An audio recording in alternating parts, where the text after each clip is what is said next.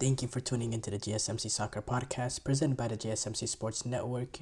Um, we have a great show for you today. We will be covering the Madrid Derby coming up this weekend. We'll also talk about United taking on Tottenham as well, which is coming up this weekend. We'll also talk about City taking on Newcastle this weekend. And then we'll do a full Premier League preview of this weekend's fixtures.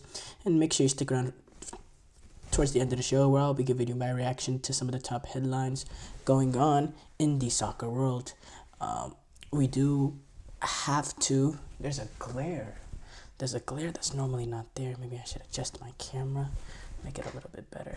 There you go.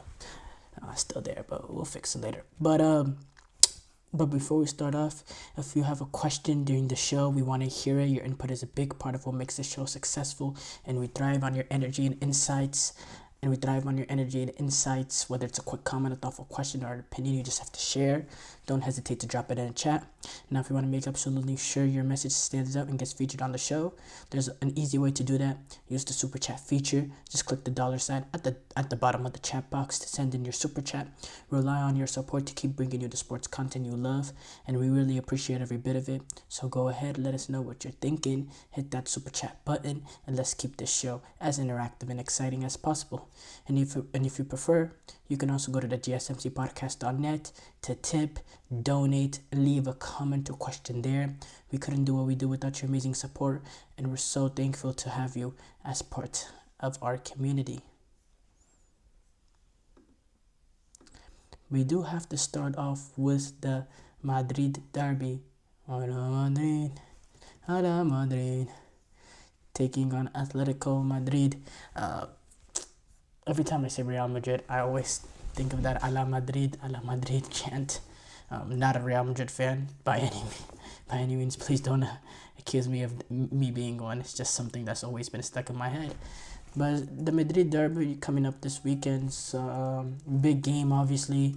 Big derby. We know with derbies, form generally goes out of the window, but still these are two teams which Real Madrid entering slightly better form just based on what you've seen from La Liga. 5 wins to 2 draws compared to 4 wins for Atletico Madrid, 3 draws. And we know what Real Madrid has been over the past few years or so. Some big storylines going on here with obviously Kylian Mbappe, him being out, suffering that thigh injury that he suffered in the last game. He's not going to be available, which will make it just a little bit more difficult for Real Madrid. Real Madrid also having to go, it's within city, but still having to, go to their away stadium at the Metropolitano. We know the atmosphere that can be during the Madrid Derby. Atletico Madrid took advantage of that. Actually, it was one of few Real Madrid losses that they suffered last season in that amazing campaign that they had last season. In which they won La Liga and Champions League. This is one of the few losses that they suffered. Was that loss that they suffered away to Atletico Madrid in La Liga. And these are two teams that are unbeaten, but at the same time, they're still trying to keep pace with Barcelona, who find themselves at the top of La Liga, 4 points clear of everyone else, of anybody else, which is Real Madrid, the team that they're 4 points clear. And they've done it in superb fashion, going 7 wins, no drop points, 23 goals scored, 5 goals conceded. This is a Barcelona team that's been dynamite, and you don't want to fall too behind them this early on. You don't want to give them a huge gap that you don't need to give. Going back to Atletico Madrid, this season's been very, very good defensively. They've only conceded 3 goals, 2 game in their opening half of the first game. They conceded 2 to Villarreal. Since that one half of football that they played in the opening match, for the rest of their season, in 6.5 games, they've only conceded 1 goal. So they've been remarkably well defensively, very, very solid.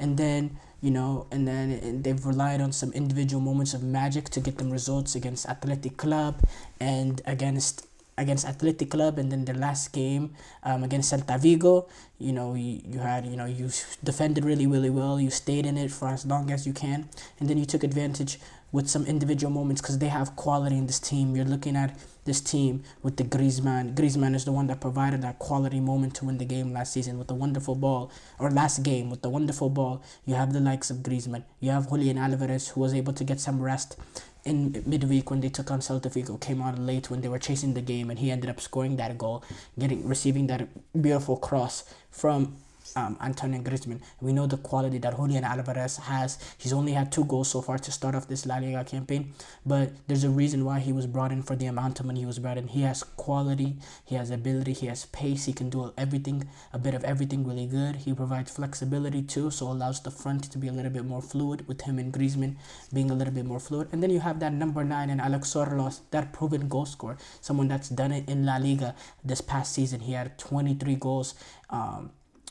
23 goals for Villarreal last season. He had 29 goal contributions last season in La Liga, 23 goals, 6 assists total in Europa League and La Liga. He had 32 total goal contributions. So this is a dude that is productive, and so far to start off the season, he's had 3 goal involvements, 1 goal and 2 assists. But the presence is there, that presence of a striker, and I think him and Julian Alvarez and Conor Gallagher are 3 players that are going to be good signings for Atletico Madrid in the long run. And I think we're already seeing some positives from Conor Gallagher. He's played some really good football, and he had that goal a few games ago or so. We know him, the worksman-like character to him, the workaholic, but he also has the quality to play in the midfield of an Atletico Madrid team, and he gives you flexibility. You play him at the 6, he can, he will do the work. He has the work rate to do the defensive duties. You play him at the 8, that's really his strong position. That's what he, that he was brought up. And you play him as a 10. Yes, you don't get the exact, technical brilliance of a number 10, but you do get a guy that's pretty decent in tight spaces, can play a pass here and there, playing in those advanced spaces, and he also gives you a goal threat. You go back to the season where he played with Crystal Palace. He was he could, he was a guy that could get on the score sheet. He was a guy that had potential to score 8, 9, 10 goals because, he has a good shot on him. He can make those late runs into the box. So for Diego Simeone, these kind of players that are flexible is perfect for them. And they're continuing to build something in terms of, being very, very solid defensively and relying on individual moments from your quality players because they have those quality players. Now, as far as Real Madrid, we know what Real Madrid are and what Real Madrid have been.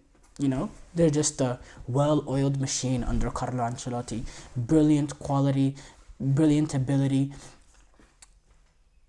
and they have that knack of being able to get the result over the line, no matter what situation that they find themselves in. Now, this is a little bit different going away to Atletico Madrid, the derby as well, and you don't have Kylian Mbappe, which, yes, losing arguably your best player, yeah, it's a big loss, but at the same time, this is the team last season, without Mbappe, they won La Liga last season. They won Champions League last season. This is essentially the same team, minus Toni Kroos, who is a very important player for them. There's no undermining the greatness that how great he is. But, apart from that, this is, there's no excuses. That's what I'm trying to say. With Kylian Mbappe being out, Vinicius Jr. and Rodrigo, they have to get it done. And Carlo Ancelotti as well.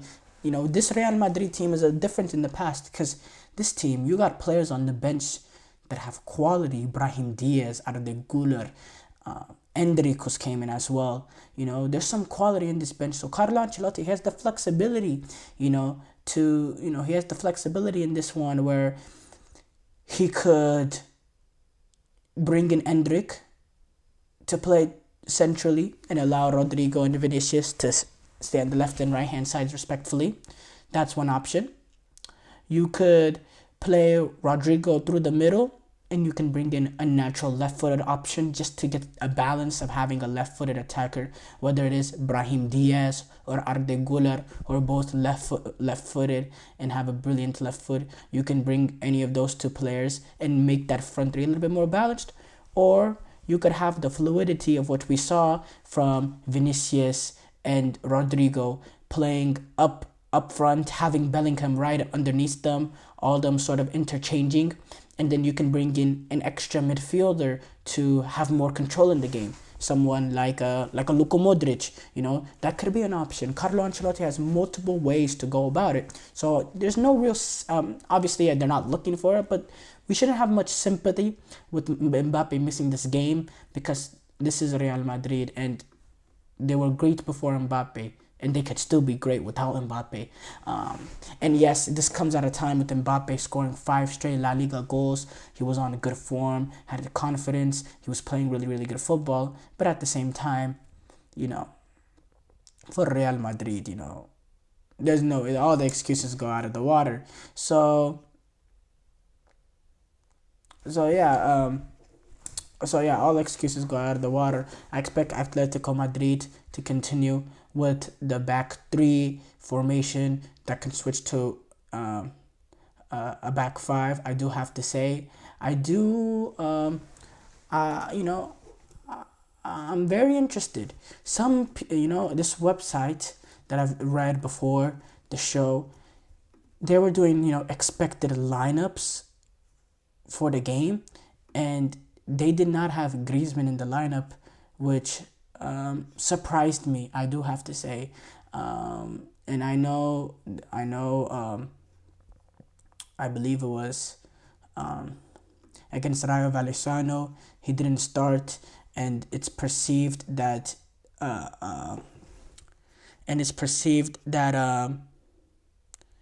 that the reason why he started against Celta Vigo is because Julian Alvarez was getting a rest in this one. And it's, Julian Alvarez and Griezmann, they have been interchanging a bit, and people are saying, okay, now it's time for, he was resting midweek. Julian Alvarez was to play in this one. We have seen Julian Alvarez and as well Griezmann play in the front too. What we have, Simeone has been reluctant to play that third attacker, which will probably, playing that third attacker would probably force him to take out one of the center halves and go with the traditional back 4, so you can have a third attacker in there, because I do want to see, Sorlos, Alvarez, and Griezmann,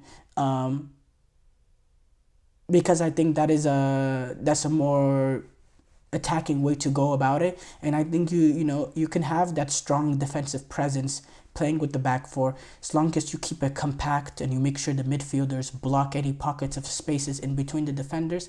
I think you can still play a compact game playing with the back 4 and still be good, solid defensively, but have that extra attacker in there to give you something more going forward, because I feel like Griezmann and Julian Alvarez, you don't want to, you're going up against Real Madrid. You don't want to lose the quality of Griezmann and Alvarez. You don't want to have to bench any of those.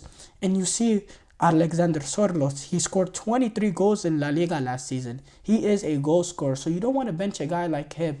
I would play all those 3, but if I would play those 3 and I would sacrifice a defender. I think you have to go with 3 attackers in this one. I think it's time that Diego Simeone starts looking into that direction, because you have 3 brilliant attackers, 3 attackers with quality, and you don't want to leave any of them on the bench. So you play with them 3, you keep that strong 3 base defensively, and you sacrifice, a center half to make up for it. And you still have that defensive nature to yourself about being compact, about defending very, very compact and very, very tight, and not allowing any pockets of spaces for players to play balls through or players to run in behind. And at the same time, you get an extra attacker out on there. That's what I would do. But who will see Diego Simeone, because they have been a little bit reliant on the individual moments of quality, and they haven't had sustained pressure of attacking pressure on the opposition. So I think bringing in that extra attacker, I think it's the right time for Atletico Madrid. But we'll see. I'm very excited for this game, though. Show break here coming up. When we come back, we will do a full preview of United taking on Tottenham. I feel like I'm losing my mind. Is everybody in the world blind? Please, Lord, give me a sign, a sign. I feel like I'm losing my mind. Is everybody in the world blind? Please, Lord, give me a sign, a sign. I wanna be the greatest. Everybody on the fake shit. I look around and feel like everybody is the fakest. I make this every day and I'm impatient, hoping one day I blow up from the basement. Statement, the top is so vacant. I don't hear shit that I think is amazing. Waiting for my day when I'm playing sold out shows for 1,000 faces. Hey, give me that crown, get in my way and to be put down. It ain't your place, all this my town. If I want that shit, then I'll get it right now. I'm losing it, the noose it fits. I'm losing shit, a stupid myth. You choose to live or choose to dip. You choose to fight or lose your grip and lose a gift. I feel like I'm losing my mind. Is everybody in the world blind? Please, Lord, give me a sign, a sign. I feel like I'm losing my mind. Is everybody in the world blind?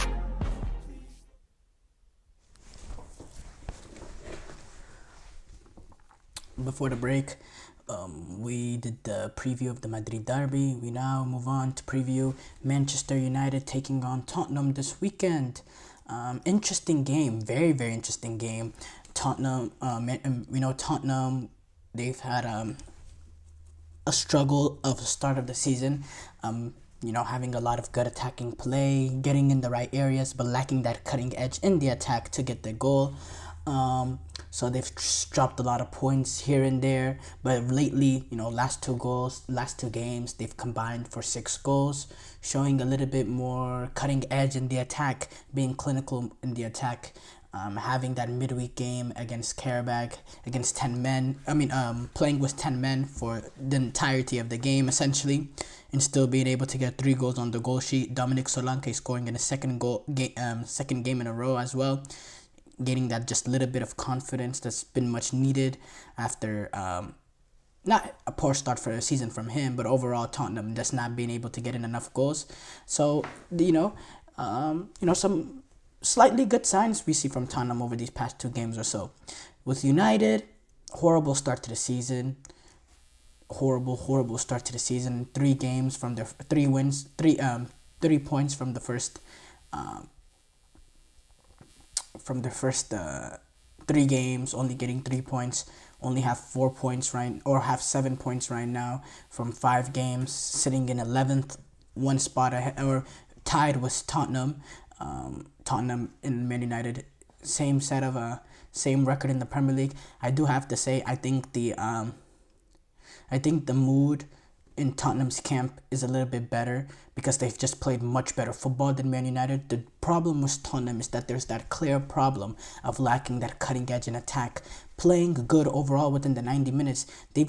Tottenham, despite having 2 losses, never got dominated. They've never been dominated. In fact, if you're watching it, not looking at the score and you're just basing it on, general play from what we see, Tottenham has played better than their opposition, has played the better football. Has played the better football in every game that they've played so far this season. They've been the better team than the other team in terms of, getting in good attacking positions, being lively, getting numbers forward, having control of the game, but they lack that cutting edge in attack, and then defensively leaves you vulnerable when you're not taking advantage of those opportunities because it only takes one ball behind with the way Tottenham play, the way Tottenham are set up under Postecoglou. It only takes 1 ball in behind, and they can get a goal,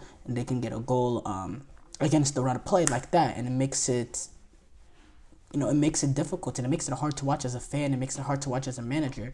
But the positives of Tottenham is we're seeing a little bit of a steady progression over the last 2 games, getting 6 goals in those 2, 3 against Brentford and then 3 against Karabakh. As far as Manchester United, horrible start to the season.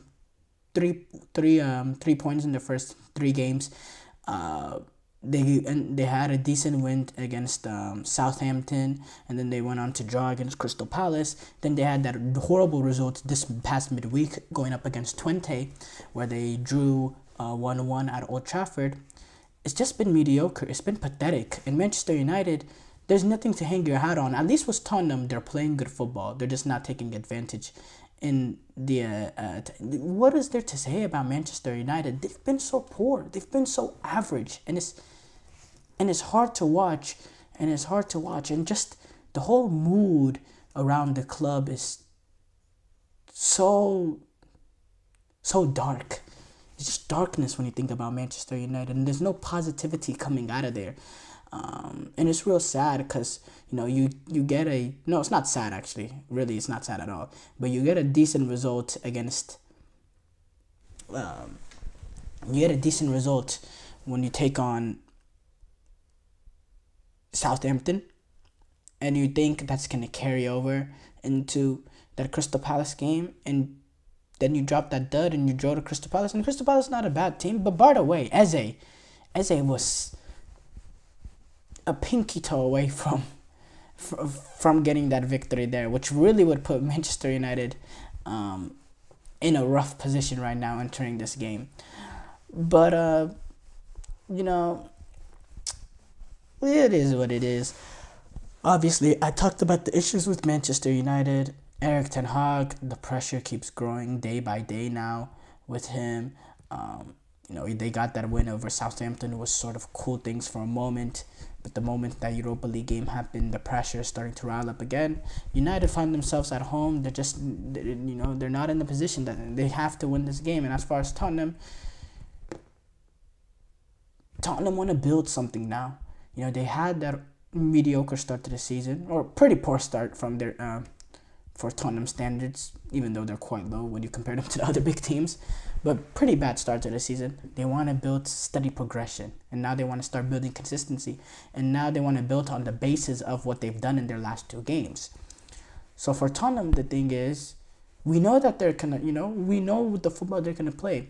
Can they continue the cutting edge that we've seen from them in the last 2 games, and continue that consistency and go into United? Because look, I do have to say, Tottenham will go into United and they're gonna control the game. They're gonna be the more progressive team. They're gonna be the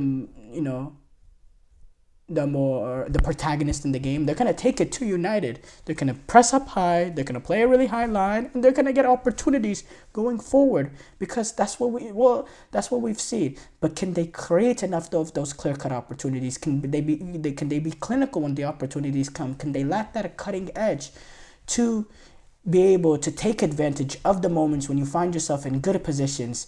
Can they make that right run? Can they play that right ball? Can they get something lucky as well? Maybe a potential deflection or a rebound or something that can sort of help them, find the breakthrough. So, take advantage of a set piece. Because for me, they're going to be the team that's going to go about it. They're going to be the team that's going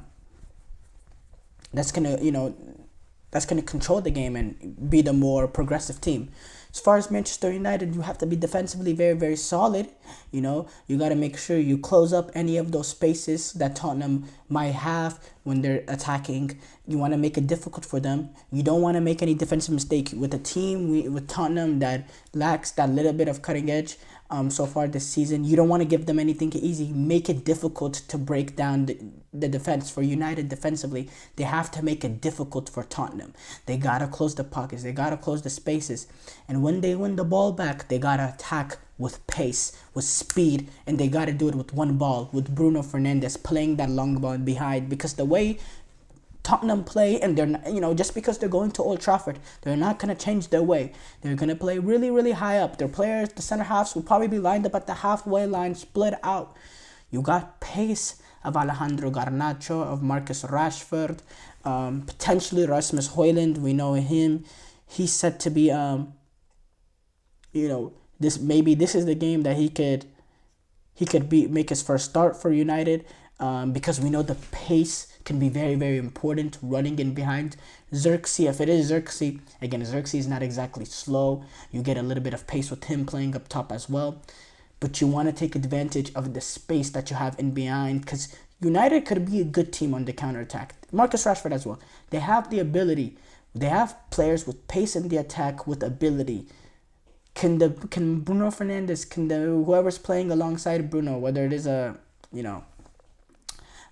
whether it is an Eriksen or a Casemiro, or I sincerely doubt it'll be Casemiro. It'll probably be Ericsson and Mainu. Can those players find God? I would go in this game. I would go with Garnacho, Højlund, and Rashford. You want all the pace that you can get going up against the high line, because Manchester United, they're not going to be able to take the game to Tottenham. They're not good enough. Tottenham was able to control the game for a lot of periods against Arsenal. If they're able to control periods in the game against Arsenal, they will dominate this game against Man United, even if it's at Old Trafford. You're not going to be in there. Man United, they're not going to be able to control the ball, but they will be able to be very electric, and they have the ability to be very electric and very devastating on the counter. So go in with that philosophy if you have to, whatever it takes to get a result. And yes, are we saying United are a counter-attack team now? Is that really where Man United find themselves at? Absolutely. They're not. This is not a good team in Manchester United. This is a pathetic team, an average team. Individually, you might say the players are, decent, maybe playing better. Maybe individually they're better than what the team is producing. But at the end of the day, they're not producing. So you have to go in with the approach to, that gives you the best opportunity. And for me, you go in with that. As far as Tottenham as well, they're going to be, it looks like I heard something going on with Son Heung-min, and that the fact that, he might not be available. He's in a race to recover from the injury. Look, he's a quality player, obviously, who is very, very important. And yeah, he will be a big loss for Tottenham, because we know already how they like cutting edge. You lose your, one of the few world-class players, the only world-class player at the club. Obviously that's a big, big loss. And we'll see how Anja Postecoglou adapts. Show break here coming up. When we come back, we will preview Manchester City taking on Newcastle. Looking for your daily fix of sports talk without having to pay for it? GSMC Sports Network is available on YouTube. Just search GSMC Sports Network. Get your fix of daily sports talk shows on YouTube, absolutely free. NFL, college football, NBA, MLB, MMA, UFC, fantasy football, and so much more. GSMC Sports Network has shows running all day long, with new sports shows starting every 2 hours. Just like on your favorite cable sports channel, except GSMC Sports Network is absolutely free. Just search GSMC Sports Network on YouTube to catch one of your new favorite shows, like the GSMC College Football Podcast, Chip Shot Football Podcast, Hoops and Heels Women's Sports Podcast, GSMC Basketball Podcast, and so many more. Check it out for yourself. GSMC Sports Network, now available on YouTube absolutely free. Search GSMC Sports Network on YouTube right now.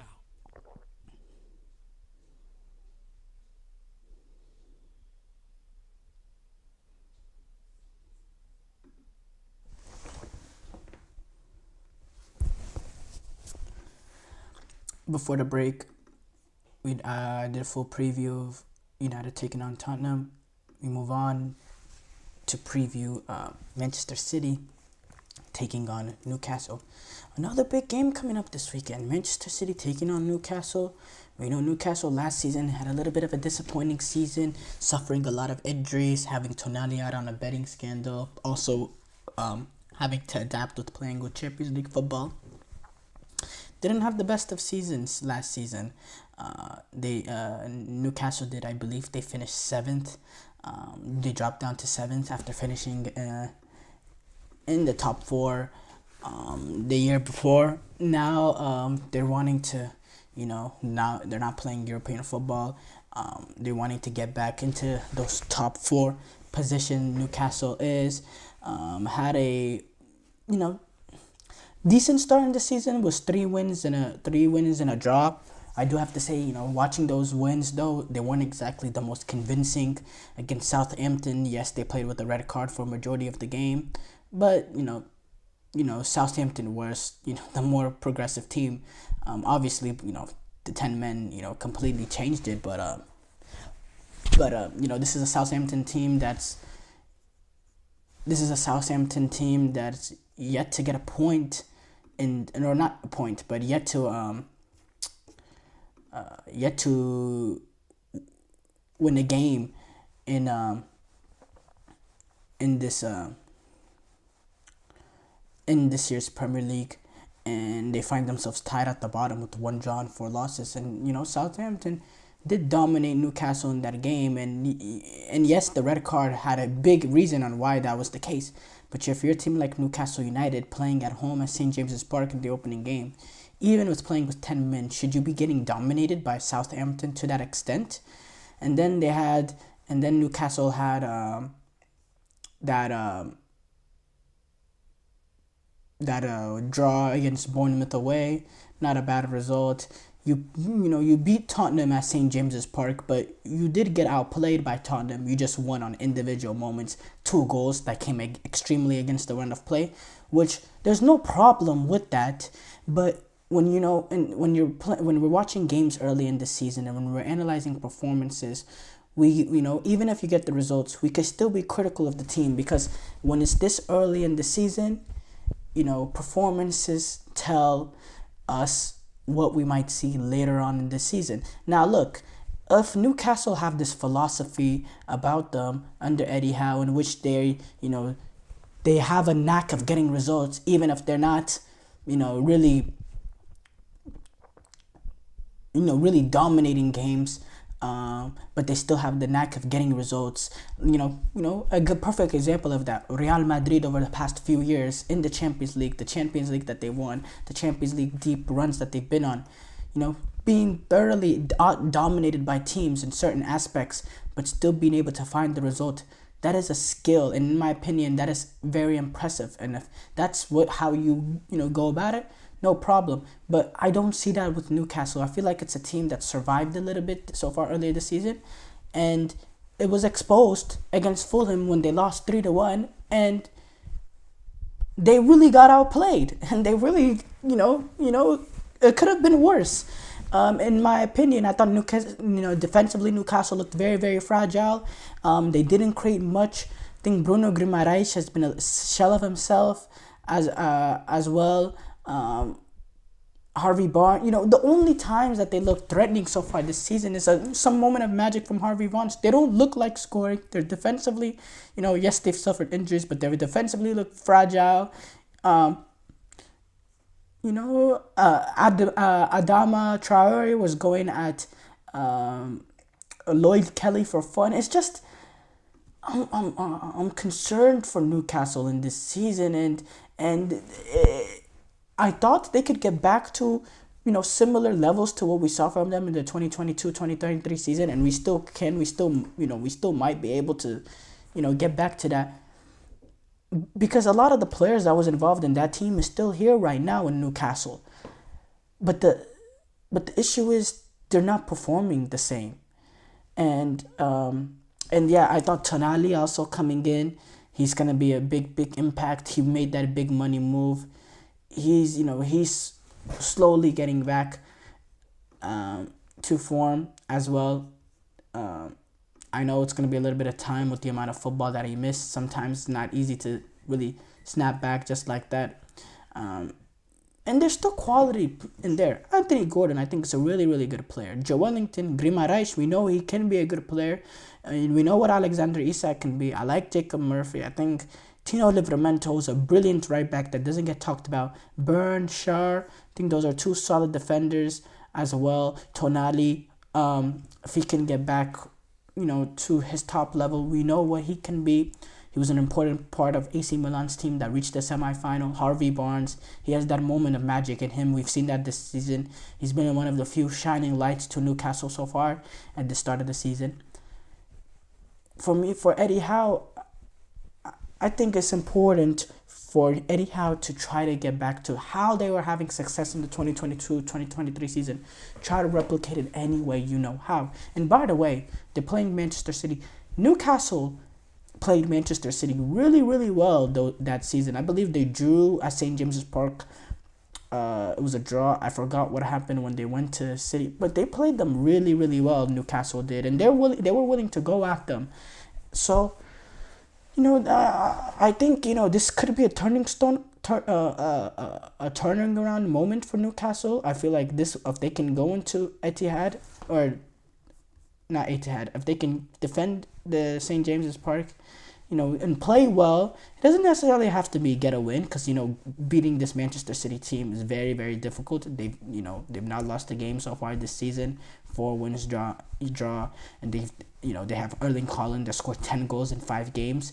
But at the same time, if you can play good football, play very, very good football, and maybe get a point, it could be a confidence boost for Newcastle United going forward, and allow them to gain a little bit of that confidence and belief that they had from that Champions League, from that team that reached the Champions League. Get a little of that confidence back, and getting a good performance against Newcastle could help, or against Manchester City could help.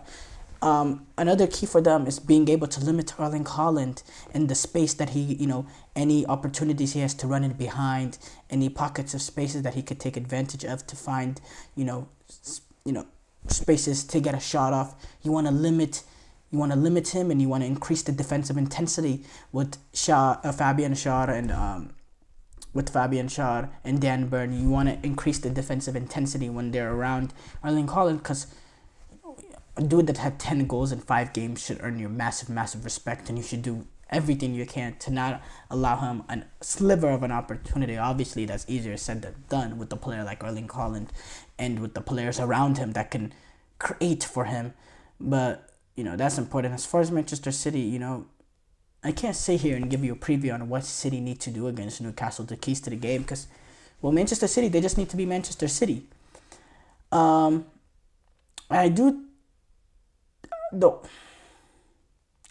don't know necessarily if it will be a big factor in this game. I do think this Newcastle team is a little bit more pragmatic than in the past, and a little bit more relying on individual moments. But for City going away to Newcastle, you gotta look. You cannot move the ball as slowly as you did in that second half against Arsenal. You have to move the ball quicker. You need players making runs and trying to draw center halves out of position, and opening up space for other teammates to run in behind. You need to have good movement, because if they move the ball as slowly as they did against Arsenal, and they look as stagnant and as lackadaisical as they looked in that second half against Arsenal, then this could be a very, very harsh reality for them going away to St. James's Park, which could be a difficult place to play at. So for the key for City is, if you find yourself in a period where you're dominating possession and Newcastle have a lot of men behind the ball, be patient. That doesn't mean move the ball slowly like what we see. Move the ball quicker, but be patient with your approach and take some risks while you're at it. Put in a cross once in a while for Erling Haaland. If there is the space, play the long ball to allow Erling Haaland to run in behind. Take a little bit of risk. If Newcastle are, sitting in and putting a lot of men behind the box and playing really, really tight, then play those intricate balls, those cute and clever balls, and in tight pockets. Have key movements that can try to draw players out of position and try to take advantage of those players getting drawn out. Be more clever in the approach and move the ball quicker. That's the only real key to the game I have for City. As far as Manchester City, just continue to be Manchester City and continue to be the best team in the league and one of the best teams in history. So, yeah, I'm very excited for this upcoming game.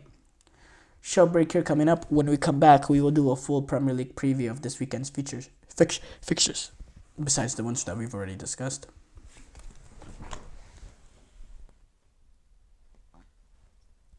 For the best and latest podcasts available anywhere, go to the podcast app on your cell phone and type in GSMC to access free content-rich podcasts on health and wellness, book reviews, sports, entertainment, relationships, social media, movies, technology, finance, and even weird news. Subscribe and download the GSMC Podcast Network's family of shows, available everywhere podcasts are found.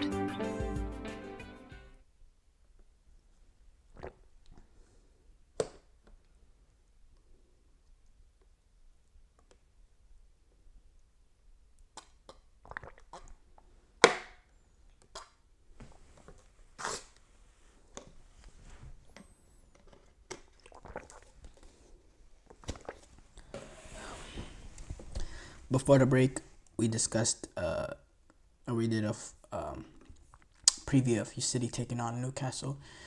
We'll now do a full Premier League preview of this weekend's fixtures. Obviously, we talked about City taking on Newcastle and Man United taking on Tottenham, so we'll ignore those games. But there's plenty of other games to talk about in this weekend's campaign. So let's start off with Liverpool. Yeah, let's start off with Liverpool taking on Wolverhampton. Liverpool, this is a team that's won, 5 out of their first 6 Premier League games. They find themselves 5 wins and 1 loss so far this season. That 1 loss coming against Newcastle, where they got done, against Nottingham Forest, where they got done at Anfield with a late goal coming from Callum Hudson-Odoi because of real lack of cutting edge in the attack. Luis Diaz, he's been very, very important for them as well. Luis Diaz, Jota, Mohamed Salah being the preferred front 3 for Arne Slot, and him sticking with that front 3. He gave an opportunity for Nunez in the last game to allow him to gain a little bit of confidence, because that's a player that you want to reap the benefits of going forward. And Nunez came out and he scored that special goal, and he had that celebration where you could see the pressure lift off from his shoulders. Now the problem with that, and why, if I'm Arne Slot, I'm hesitant to give him another opportunity in Nunez, he doesn't have that real consistency. He can have that moment of magic, but next game he can miss 2 clear-cut opportunities. Just lacks that, or hasn't been clinical since he's been in Liverpool. And look, maybe, for Arne Slot, you want to continue to build, Darwin Nunez confidence. So maybe you play him another game, see what he can give you here against Wolves. But again, at the same time, you're battling for something. You have a player like Jota who is just much more consistent than Darwin Nunez. I do want Cody Gakpo getting more opportunities now with Arne Slot, because Cody Gakpo has real ability. And yes, you have a front 3 that's really, really good, but you also have 2 players in Cody Gakpo and Darwin Nunez that has quality as well. So you give an opportunity for Darwin Nunez. I feel like Cody Gakpo himself deserves that opportunity. We saw Cody Gakpo, he's still a really, really good player despite not having the strongest start to his campaign. We saw what Cody Gakpo was at the Summer's European Championship. He has some ability as well. I'd like to see him involved. As far as Wolves, they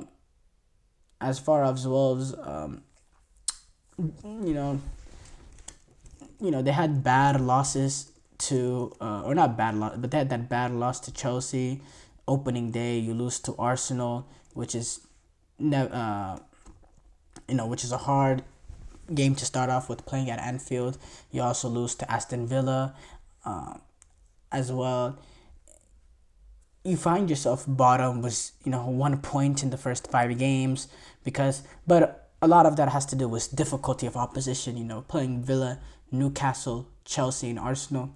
That's a brutal stretch there. Your only point coming from Nottingham Forest, which is not a bad point in the fact that you did it away. Now you got to take on Liverpool as well. That's really rough. I do have to say, really, really rough. And then they take on Brentford, and then they get City. So the rough fixtures, there's a rough fixtures continuous. Once that City game passes, though, then you get a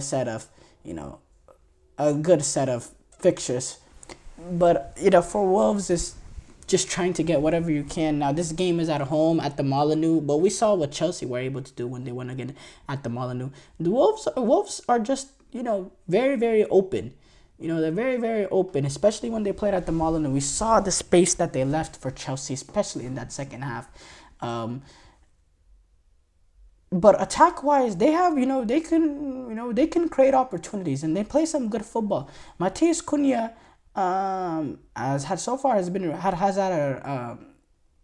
since his past season, Matheus Cunha, he's a pretty good player, and so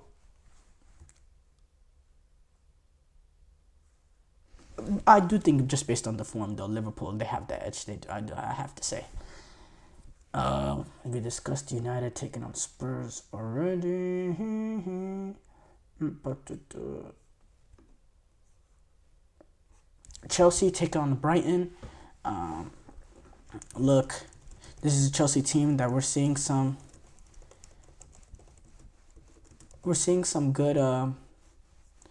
good progress from Chelsea. I do have to say, we're seeing very, very good progress from Chelsea so far up to this point in the season.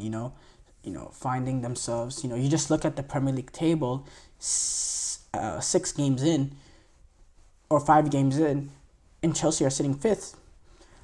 Look, we couldn't say that in the past, I do have to say.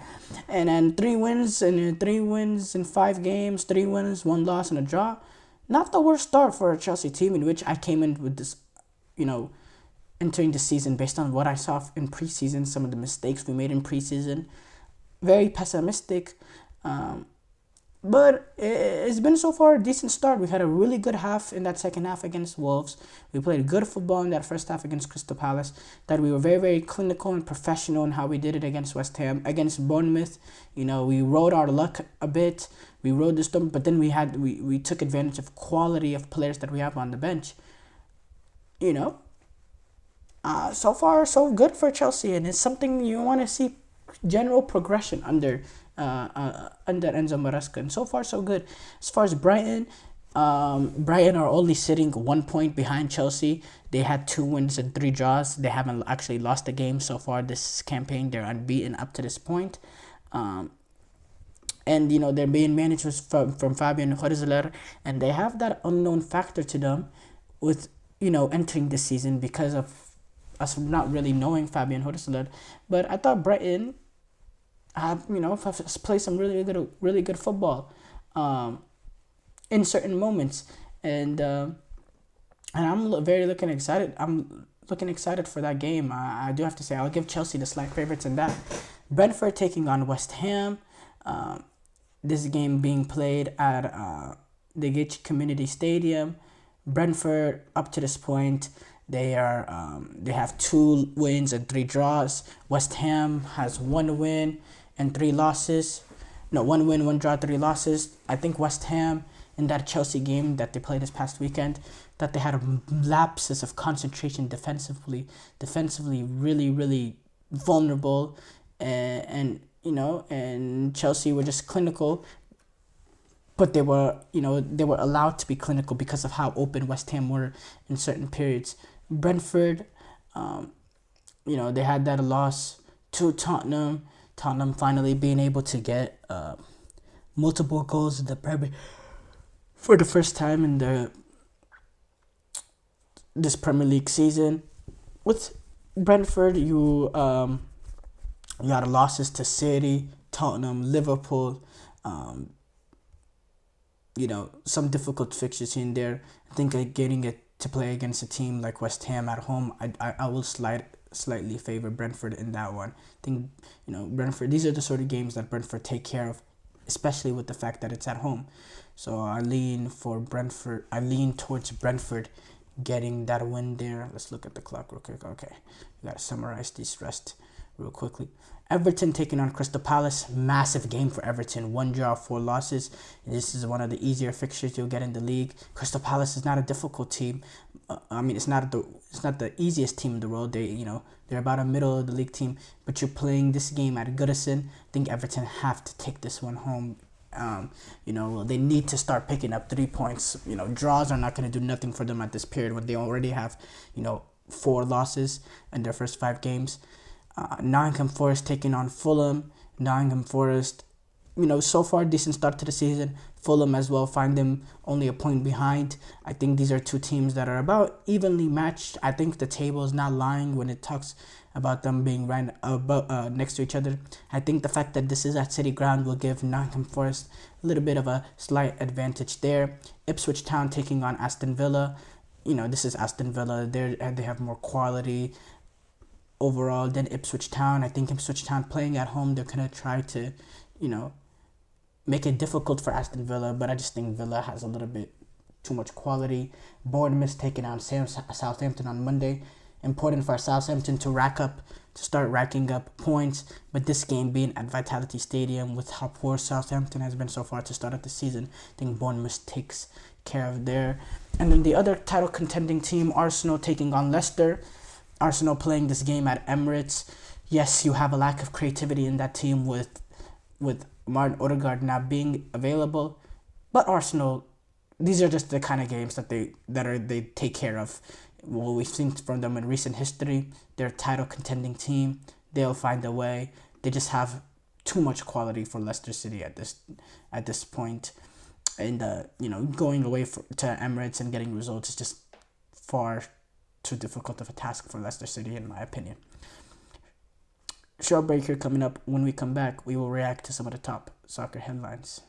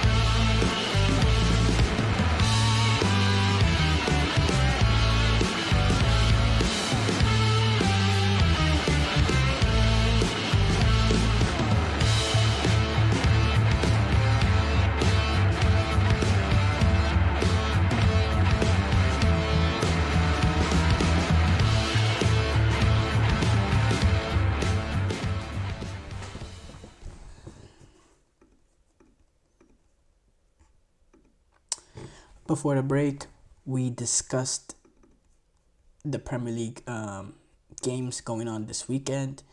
We move on to react to some of the top headlines, and we have to start off in Italy. Let's take a quick flight to Italy. Zoom, zoom, zoom. That was so cringe. AC Milan, they were, on the back of a very, very, very big win in the derby, in the Milan derby, when they defeated Inter Milan, with Pulisic getting on the score sheet there. They moved on to play I never say it correct. Lecce. I don't know how to say it. Lecce today, and they got a 3-0 win. And guess who got on the score sheet? Christian Pulisic again in the 43rd minute. 5th straight game Christian Pulisic has scored a goal. This is actually the first time in his career that he's done that. 5th straight game. Absolutely brilliant for the U.S. international, playing the best football of his career. He currently finds himself top of Serie A in terms of goals scored so far in this campaign, with 4 goals, tied with Marcus Thuram and Retegui. With 4 goals. Such a brilliant player, and he got a little bit disrespected towards the end of his reign for Chelsea, and he's showing what kind of player he is. Real quality to him. Very very technically gifted, with pace, with directness as well, with also ability to play in tight spaces, has the goal scoring knack, has incredible balance and strength to be able to control the ball even who's being contacted. He's just a very, very good player, good low center of gravity. What a player he is. And for AC Milan now, on the starting off the season, with the fact that they had a pretty poor start to the season, but now they find themselves tied for top in the league. That's a really, really good, really, really good period that they find themselves in right now. Now, of course, they played an extra game as well, so that has a lot to do with them being, tied for first place in Serie A, with the extra game being played in. But look, they started off the season really, really poorly,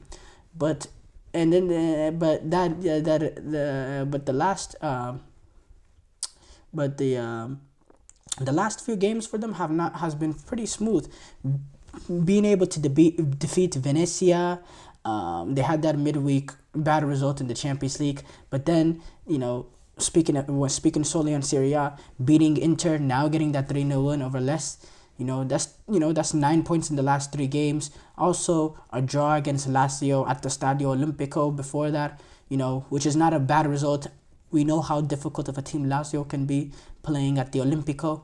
So, 10 points in the last 4 games, I think has been very, these are games that you're playing away, and you're playing against, you're playing the Milan Derby, you're playing away against Lazio, getting, 10 points in those 4 games. Good run, good set of run for them, and it's a good way to combat the bad start they had this season. Now it's important for them to get back into the right foot in the Champions League with that opening day disappointing loss to Liverpool, and they do it now in this following midweek. Difficult game on Tuesday, going away to take on Leverkusen. We know what Leverkusen is, the team that finished unbeaten in all competitions last season besides the Europa League final, was invincible in the Bundesliga campaign. That same Leverkusen, AC Milan is going to have to take on, and you don't want to find yourself in a position where you're walking away with no points in the first 2 games. It just makes it much more difficult with the rest of the campaign to make up for lost points. I think it's important for Milan, to go in there and look, going in there and getting 3 points, trying to get 3 points is maybe a little difficult. Away to Leverkusen in a European night in Germany, Champions League night. This is going to be Leverkusen's first night in the Champions League since they won the Bundesliga. They won the Europa League last season. It's going to be difficult. But you need to get a result there because, AC Milan, they need to be in the next round of the Champions League. This is a team that has that history to them. When you think about Milan in the Champions League, what do you think of? And I think the fact that this is the team's second place in terms of wins ever in the Champions League trophies. Now, and also, in Champions League, for some reason, history and culture and tradition matter. So yes, in terms of sport right now, Bayern Leverkusen, they are the better team and they should be the favorites. But AC Milan has that history and culture to them. And that always plays a factor somehow in these games. You go back when Napoli took on AC Milan. Napoli ran away with Serie A, completely tore apart Serie A that season. Had a way more points than AC Milan. Was a way better team. Milan knocked them out in the quarterfinals that year in the Champions League. That is Champions League heritage. And for some reason it matters. And I think that could be what allows Milan, an opportunity to go in there and get that result, maybe even get a win. Important for them to do that because, again, you don't want to find yourselves, with 0 points after 2 games and looking up in the standings with this 36-team league or whatever we want to call it, But let's move on from AC Milan. Borussia Dortmund, they got the win over Bochum, come from behind victory. They found themselves 2-0 down in this game, but you had 2 goals from Girassi, a penalty from Emre Can, and then to seal it off at the end, Felix Nemecha, 4-2 win over Bochum at home as well. Going down 2-0 at home is not the best place to find yourself. But being able to come back, good result. But I still think Borussia Dortmund is a team that are not at the level of a Leverkusen or a Bayern Munich for that matter, in my opinion. Yes, they had that run in the Champions League this past season, but I don't know. I don't believe in them to really be in the Bundesliga race this season. I really don't believe in them. La Liga's chief, he targets Miami hosting a game next season if La Liga can reach an agreement with the RFEF, the Royal Federation of Espanol Football, the Spanish Football Federation. Tevez, he originally tried to have a game between Barcelona and Girona at Hard Rock Stadium in Miami back in 2018, but it was opposed from the RFEF and FIFA and a lot of others. and there was a recent lawsuit actually that came out involving the Relevant Sports Group, the company that actually is actually involved with Miami Dolphins owner Stephen Ross, trying to host La Liga matches to the U.S., has actually reopened the possibility of it happening in the future. When Javier Tebas was talking about it, he said it will be played, but when it remains to be seen. We have to have an agreement with the federation in Spain. The federation is still in a significant void, and that is causing a delay for it to happen this season. We will see if it can be done next season. I do have to say, I'm not a huge fan of La Liga games. Actually, so the NFL, they do have games in Mexico, in Mexico and London and Brazil and all that to grow the game. So having a La Liga game in US, maybe it's a good way to market the game in America. But there's fine lines, because look, having the La Liga game here and there in another country, okay, it's not the most convenient thing for players, managers, all that, but okay, But the problem I have with this is if this allows, if this becomes the next step to something else happening, in which I think, okay, that's a big issue. Because look, I was hearing, potential reports, not reports, but, ideas of there being like a Champions League final in the US. How stupid would that be? The champions of the game to determine the champions of Europe played in another continent? That makes no sense to me. And that's vice versa as well with any sort of competition final happening in somewhere else. It just makes no sense. Let's say theoretically, I know this is like way out of the ordinary and doesn't really make sense, but let's say you have a World Cup, right? Let's say if this was possible, why don't we host the World Cup in Mars if there's life on that planet? Let's host the World Cup on Mars to, promote the game there. That's just stupid. It's the World Cup. It's made for us here. And again, I know it's like a way weird picture, crazy, out of the worldly picture to point, and maybe this metaphor doesn't really make sense because that scenario's possible, but it just doesn't make sense. Why would you do that? So if this is like a plan to lead into more things happening, I don't like this. But if it's just this one game and it's something, one game a year or 2 games a year, I'm not the worst. It's not the worst deal in the world for me. Thank you guys, though, for tuning in to the GSMC Soccer Podcast presented by the GSMC Sports Network. Your support means a lot to us, so please remember to subscribe to the show and leave a positive review. It really does make a difference. We also invite you to follow us on Facebook, Twitter, TikTok, and Instagram for more content and updates. Thank you once again and have a wonderful, wonderful day.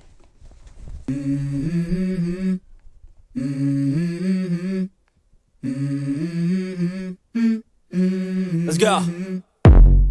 I wake up to a little bit of drool.